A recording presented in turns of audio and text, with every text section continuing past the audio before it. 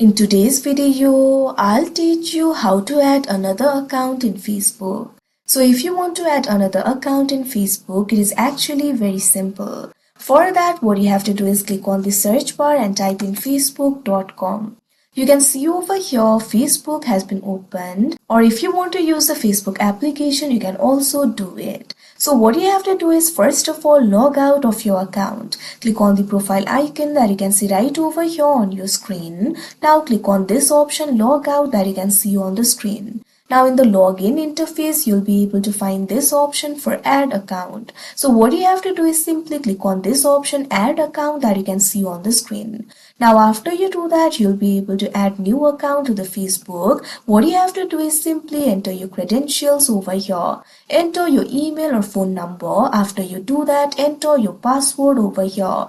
If you have forgotten your password, click on this option forget password that you can see on the screen. Now after you do that, click on this option login that you can see on the screen. Now you'll not have to log out of your account every time. You can simply switch between the accounts. So like this, you'll be able to add another account in Facebook. So that is how you add another account in Facebook. I hope you found this video helpful. Thank you for watching.